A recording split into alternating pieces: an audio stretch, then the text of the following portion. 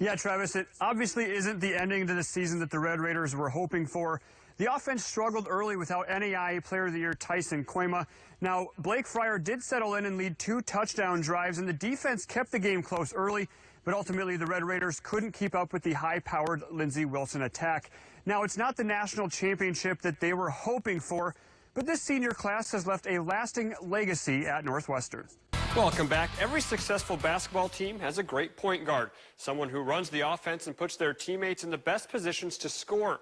The same can be said in volleyball, only the point guard is the setter. Boynton Hall has one of the best in senior Jewel Bergstrom. Jason, the Iowa State defense held Iowa to just 173 total yards. With a performance like that, you'd expect to come out with a victory, right? Not tonight. Why? Because the Hawkeyes forced 4 Cyclone turnovers. Welcome back to Memorial Field, where it's week 9 of the high school football season. Bishop Heelan is getting ready to host second-ranked BHRV. It's the final tune-up before the playoffs for the Nighthawks, and it's the final game of the season for the Crusaders. Welcome to week 10 of Sports Force Extra. We've reached the playoffs in all classes in Iowa and Nebraska. Alongside Jason Mueller, I'm Devin Reiners. In Iowa, SPL and Woodbury Central hosted playoff games, as well as a handful of games from Sioux and Lyon counties. Brad, Unity Christian is looking for their 3rd state basketball championship and their first since winning back-to-back titles in 2015 and 2016. West Lyon is playing in the title game for the first time since 1998. The Wildcats looking for their first ever state championship.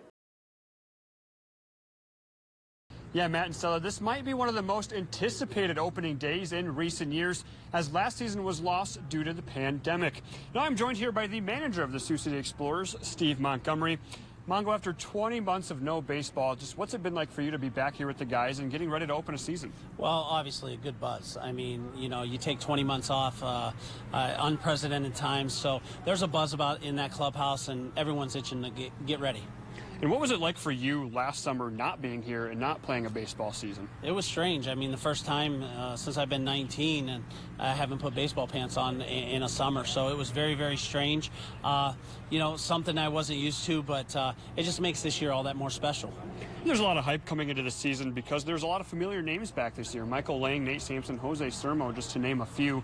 But what are some other things fans should look out for with this team this season? Well, obviously our pitching. I think that's become a staple here in Sioux City. The strength of our team, we feel like, is in the bullpen, and we got a lot of familiar faces with Pogareko and Gherkin coming back from the 19, and you know, the starting rotation isn't that bad either. We got, you know, Hedges going tonight, guys anchoring it down, AA, AAA level stuff. So, and you know, the lineup, we should be able to cover the ground with fast outfielders in the outfield. All right, thanks, Mongo. Hey, thanks for having me. And KTV's Libby Randall is here with more on what fans should expect out here at the ballpark. Travis, college football programs endure a lot of changes throughout the years. Players and coaches come and go, and championship seasons become something you read about in the history books. But for the last 25 years, there's been one constant in the Northwestern football program. It's just been fun. You know, it's been a great ride. I never go to work feeling like it's work. Brad Zutenhorst is currently the linebackers coach at Northwestern, and for 2.5 decades, he's been on the Red Raiders coaching staff. His tenure at Northwestern has earned him high praise from his fellow coaches and his players. Honestly, I feel like Coach Zoot's the backbone of our program. He's been around for so long.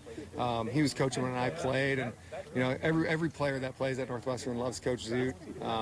Just great relationships with the guys, really cares about the guys, and pours a lot into those guys. Yeah, Zoot's just been our rock. Zoot's always been here. He's been in the system forever. He knows what he's doing. He's just a great coach, very detailed, and he pushes us to be the best that we can be. I absolutely love Coach Zutenhorst. Yeah, I've been working with him a lot. He just cares so much. He's just a great guy, somebody you love to play hard for, and so he just means a ton to this team. There's no question that Zutenhorst has touched many players' lives, but he says they've had an effect on his life as well. You think about over 25 years how many guys that I would say impacted me instead of the other way around. You know, they always say, well, how did you impact them? And I think they've all had an impact on my life. You know, and like I said, I think you go into coaching thinking you're going to impact them, and really it turns around the other way. 1, 2, 3, baggers, let's go. Zutenhorst's love for Red Raider football began when he and his 3 brothers played at Northwestern for Hall of Fame coach Larry Korver.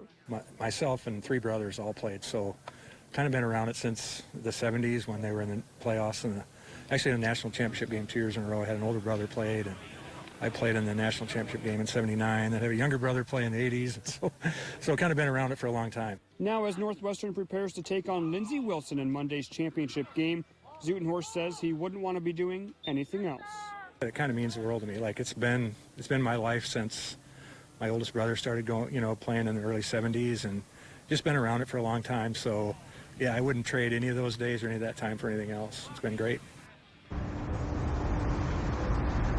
Zutenhorst has been to all 5 of Northwestern's previous NAIA championship game appearances, and he'll add one more tomorrow night against Lindsey Wilson. Live in Ruston, Louisiana, Devin Reiners, KTIV Sports Force.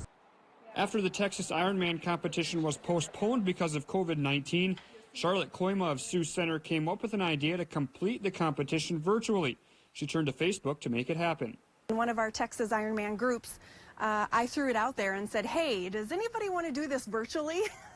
And all of a sudden I got a few hand waves, and pretty soon we formed another community. The Ironman competition consists of a 2.4-mile swim, followed by a 112-mile bike ride, and finishes with a 26.2-mile run.